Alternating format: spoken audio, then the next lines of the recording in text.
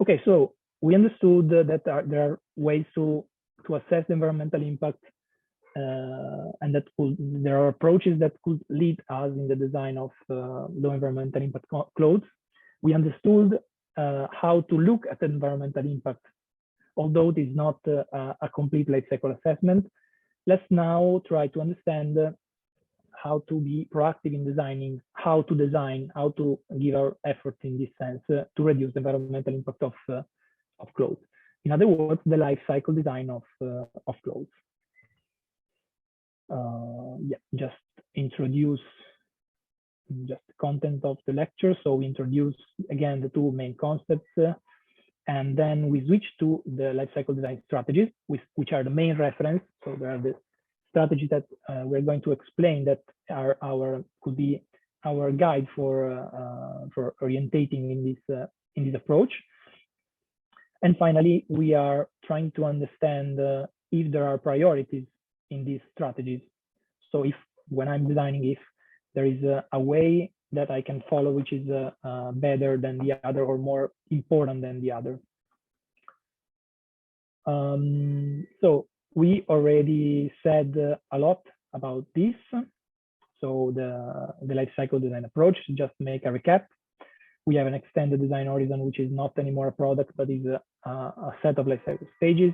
And we have the reference, which is not a product, but is a function, is a performance of the product.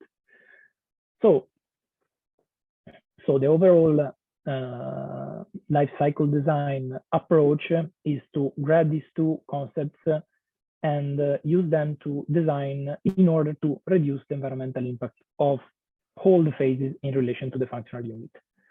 So it's nothing different from a traditional, let's say, design process. But what you are adding is that you are adding this goal, this objective of reducing the environmental impact. The best way to understand it and to make it yours is to obviously go in depth, because we have only 22 hours. It's a good time, but going in depth could allow you to master better the subject and all the guidelines and etc. So again, this is the book, the reference book that Carlo was mentioning, and that was published a few weeks ago, and it's available. We will share with you obviously the link. And now let's try to sum up some concepts of life cycle design in these few slides. First of all, we have some strategies, environmental criteria, which are the ones that you are seeing. Sorry, let's go one by one. The animation just betrayed me. Okay, so first step is the strategy. Okay, environmental criteria. First one is minimizing the material consumption of the clothing products. Pretty straight. Then minimizing the energy consumption. Then conserve the resources and the biocompatibility of clothing. Avoid and minimizing the toxicity and harmfulness of the resources that are used. And then we have the strategy, which is the clothing use extension or intensification, and the extending of the lifespan of clothing materials. Final one is facilitate the disassembly of clothes. How are these connected? You can imagine that we will go deeper in this, but they are connected because one another, there is an advantage brought one another. So if you extend the clothing use extension and if you extend the lifespan of material, you are also saving materials and energy and reducing harmfulness, because you're not producing more products. At the same time, if you facilitate disassembly, you facilitate also the extending of material or lifespan of material, because if you can disassemble, for example, polyester from cotton, and you can separate them, then you can maybe have two different disposal routes, one for recycling, one for landfill, I don't know. And also this is good to facilitate the use extension, because if something breaks in your I don't know, in your jacket, and you facilitate the disassembly process, and this could be repaired very easily. So this is how they are connected, and don't worry, we will go in depth with each one. And here is the first one. So it's minimizing material consumption. it's 10. So the less resources, sorry, the less material you have, less resources need to be extracted, fewer processes are then used, and less material has to be transported and disposed. What is interesting here is that also clothing aesthetic choices can play a role in this sense, because you can, for example, choose to have a very minimal kind of clothes. You can choose to have patterns or not. So it's all materials that you are adding to a clothes. So, and it's very related to aesthetic, as all the fashion world related to clothing. So that's quite interesting to keep in mind. And let's see how this strategy could help to reduce environmental impact. On top, we have, let's say, a box about a clothing product that have low material content. Below, we have a clothing product with high material content. And we see that we are going, let's say, over time on the right. So you see the high material content product has its own stages: pre-production, production, distribution, use, and disposal, and that's it. What we have with low material content product is that, obviously, having less work to do, those stages are shorter. And where are we avoiding the impacts is all that time and effort given to elaborate, to transform, to distribute, and to dispose the extra material.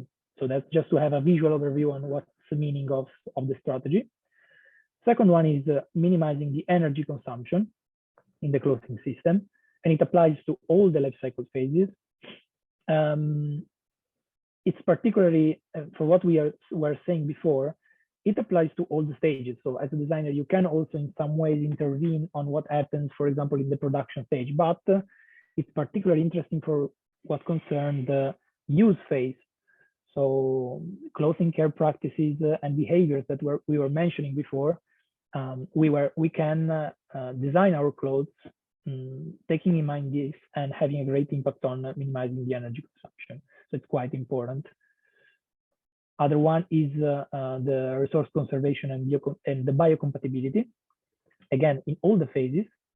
And what does it mean? It means it's very close to the concept of sustainable development itself. It's just about saving resources for future generations. And we mean material and energies. In practice, what does it mean? It means to optimizing the renewability of the materials that you are using, or the biocompatibility. Biocompatibility means that we work with, for example, biodegradable materials or compostable materials, and the same goes for energy. So this is one of the strategies to reduce environmental impact. One thing about resources renewability. So renewability is not an absolute concept, no? So we always hear about renewable energies here and there, but renewability depends on, first of all, the regrowing specific speed.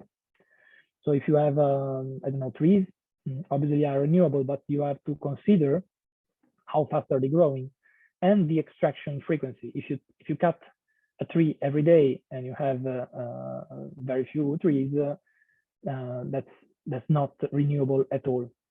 And so it's very relevant. It's very relative as a concept, and so it needs to be related to the specific context in which we are operating.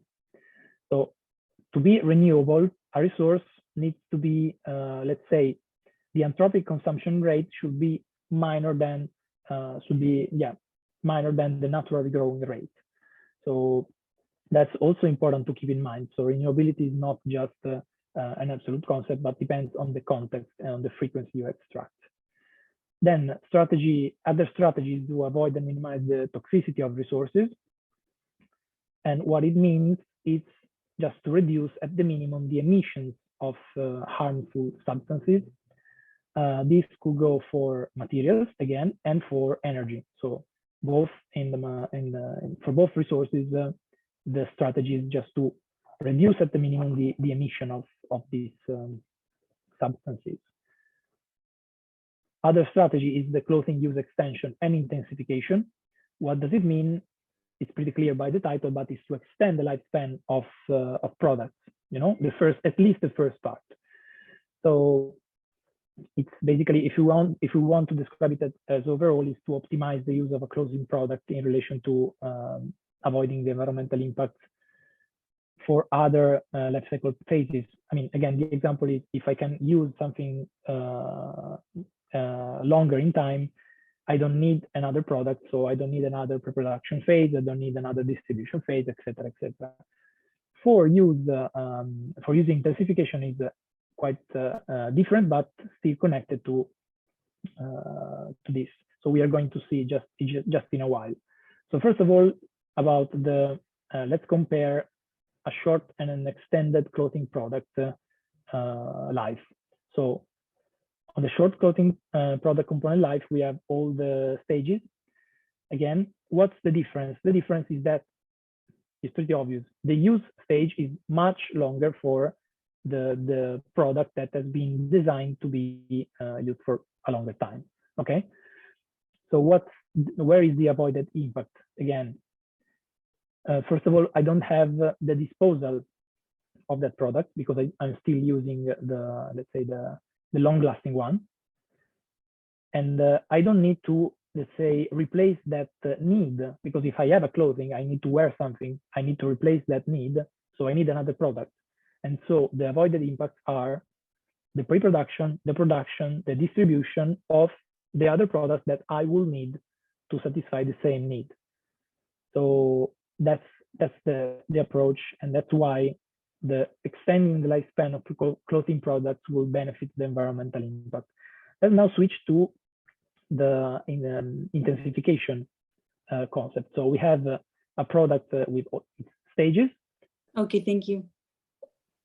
So about the intensification of the use, again, we have a use phase, and we have, let's say, a product that is used with, on the top, we have the intense life product. On the bottom, we have the not intense life product. So what happens? That the first product, we have, let's make a practical example. We have a shared use of something, or could be a rental clothing. So something is used by user one at some point, but it's also used by another user. Okay, so it doesn't have some unused time. And the same could be for another user. So we have multiple uses in the same use stage. What if it's not use intense? We need 3 different products, because user A needs to go with its own clothing product, user B with its own clothing product, and user C, same thing. So this is also this connects to some offering thinking that you could have in mind, like the sharing or whatever. But the concept is that why are you reducing the environmental impact here? Because you are making more efficient the use time of a clothes, okay, of clothes. Okay, so the whole use phase is a word game, and you are avoiding the impact of other products that otherwise would be needed. Okay, so second last strategy is extended lifespan of material. So it's, let's say, foreseeing how textiles can be reprocessed. We are talking about recycling, for example, or turning them into energy, to incineration or compost. Let's see again how visually this work. So we have on the top, we have material with non-extended life. So let's say not recyclable. And on the bottom, we have the material with an extended life. So you see that in the first case, you go to the landfill directly, and the second case, you don't have the landfill, and you could have different options: the recycling, the combustion, or the composting.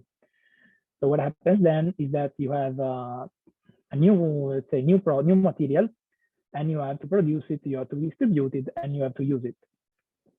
So what's happening here? What's the difference between the top and the bottom?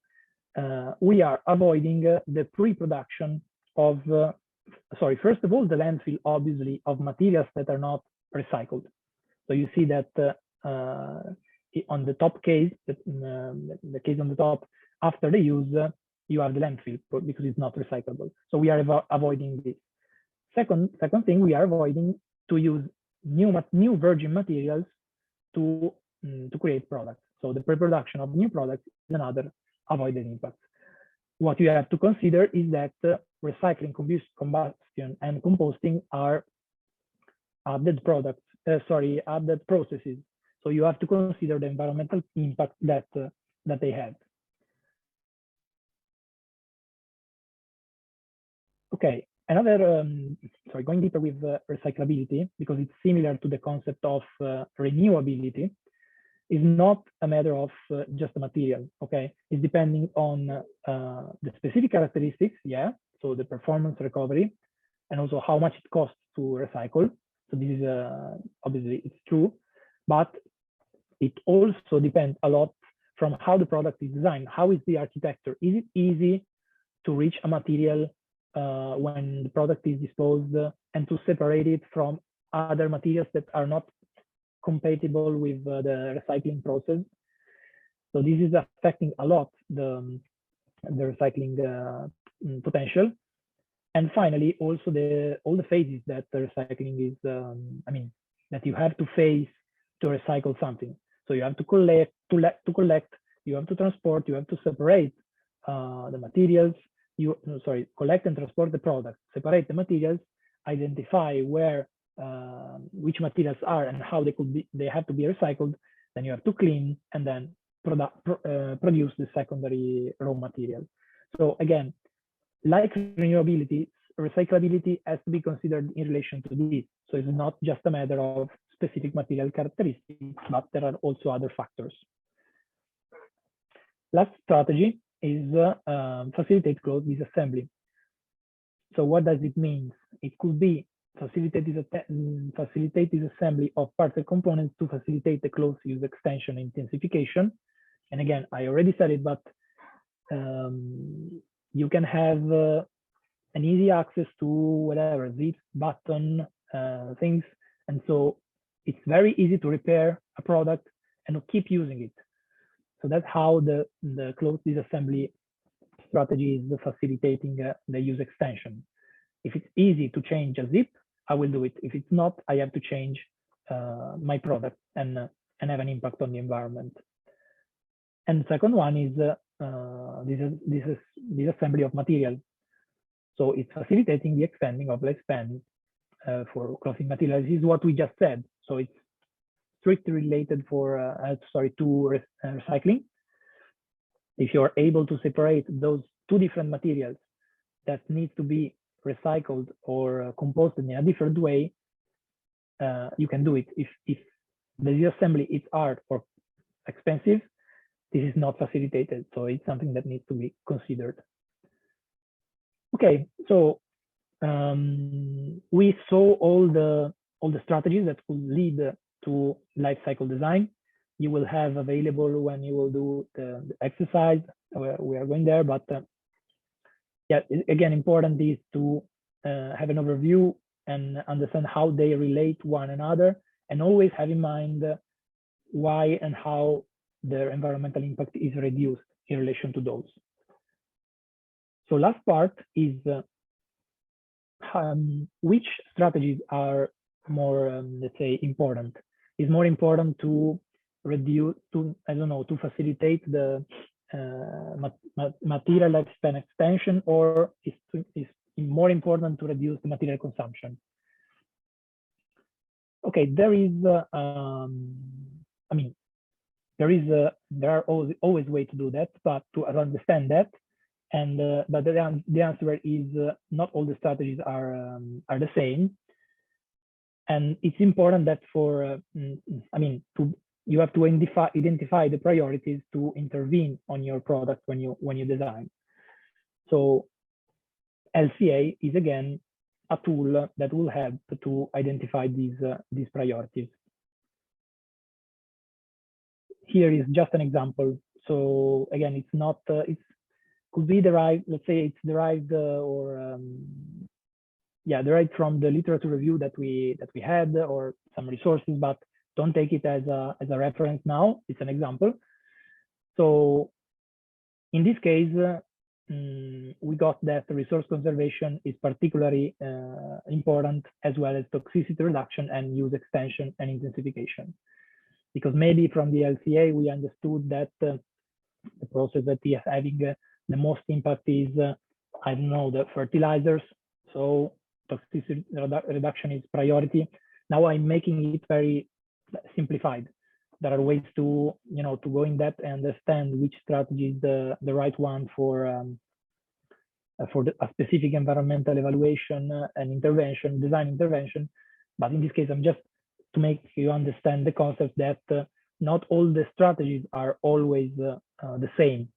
So you always have to take them in consideration in relation to the specific product, the specific life cycle, and then you will understand how to intervene through your design. Okay, so that's it from this third lecture.